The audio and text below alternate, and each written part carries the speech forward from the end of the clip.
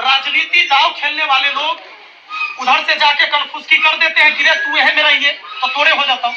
सरकारी जमीन अगर आपका है तो छत के घर का है नहीं बना इतना दिन, आपको भी पता है कि कहियो हटा देगा, कहियो तोड़ देगा। बात सही है कि ना सच्चा? सरकार की आप तो पुलिस में रहे हैं, सच्चा खड़ा होइए तनी, आप खड़ा होइए। आप रहे हैं ना, चौकीदार रहे हैं, पूरे समाज की सेवा किए हैं, सबसे घुले मिले रहे हैं। सरकार की जमीन कभी भी सरकार ले सकती है ना? सरकारी सरकारी न ले प्राइवेट वाला जमीन प्राइवेट जमीन भी ले लेता है सरकारी है। तो इसीलिए आप लोग से हम आग्रह करेंगे, विनती करेंगे कि आप लोग का जहाँ जगह मिला हुआ वहाँ पर तो जमीन चाहिए, वो बन जाएगा ना तो आप ही लोग के जमीन का वैल्यू बढ़ जाएगा। वो जमीन का कीमत जो कल बढ़ जाएगा, वहीं पर दौड़ी दुकान सब शुरू करिएगा, आप ही करिएगा, क्योंकि बगल में आप ही का है।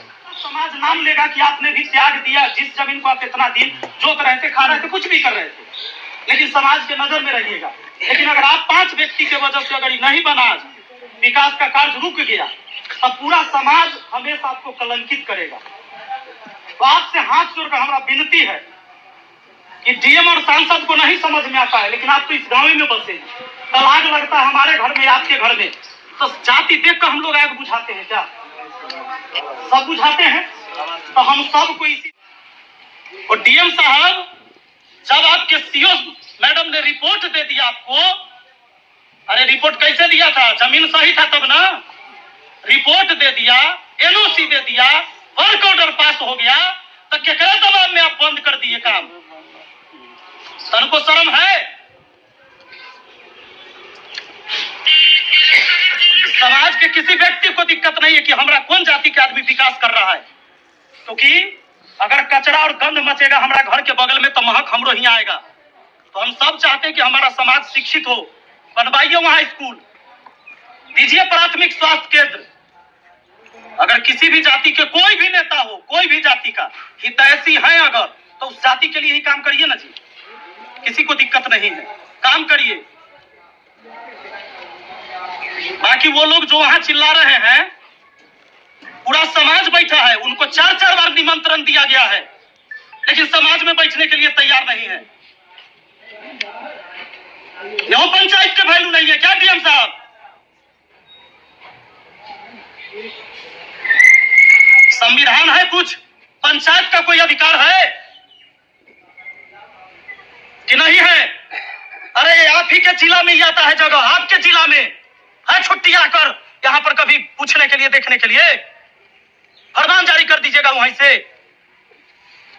तो पहले आप सही थे कि अब सही है? पहले तो आपने एनओसी भी दिलवा दिया, वर्क ऑर्डर भी पास हो गया, और मुखिया को पंचायत की जानकारी नहीं दीजिएगा कि क्या बजट है, कौन काम करने वाले आप। आपके अभियंता कहता है, एग्जीक्यूटिव कहता है कि हम आपको नहीं देंगे पेपर। अरे पंचायत सरकार होती है, पता है आपको? मेरे आगे माननीय लगता है, आपके आगे माननीय नहीं लगेगा। You are a public servant, तुम सिर्फ जनता के नौकर हो। और जब हम 11 तारीख को आएंगे तो एक गरीब आदमी आपके सामने कुर्सी पर बैठेगा, एक मजदूर आदमी बैठेगा और आपकी समस्या को सुनाएगा।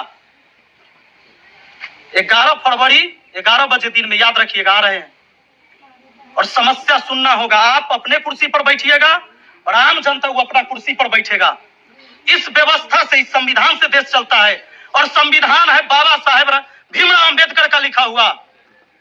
उसी संविधान के वजह से आप कलेक्टर है, ना कि अंग्रेज का कलेक्टर है कि हुक्म दीजिएगा।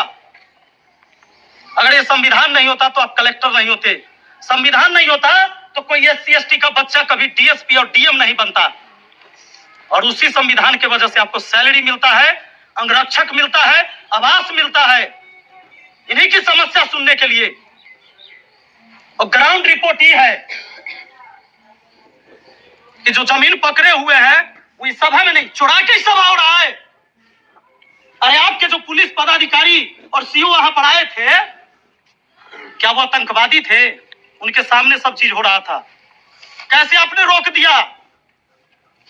वर्क ऑर्डर देने के बाद कैसे रोका? और लिखित में नहीं रोका है, मौखिक में। आपके CO और SDM कहते हैं कि डीएम साहब का दबाव है, लिखित नहीं दिया है लेकिन काम नहीं करना है। कैसे होगा समाज का विकास? उस कुर्सी पर जब गए थे आप, अरे पढ़ लिख कर इसलिए जाता है कि समाज का विकास करा सके। और क्या है शिक्षा का मतलब? जब आप अपने जीवन में ऐसा नहीं न जाने कितनी गलतियां किए होंगे।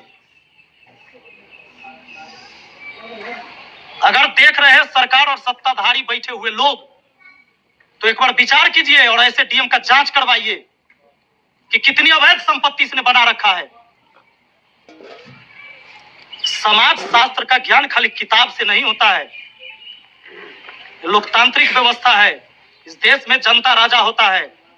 तो जनता राजा है तो राजा अपने कुर्सी पर बैठेगा। 11 फरवरी को हम आ रहे हैं, मिलिएगा जरूर। बहुत बहुत धन्यवाद।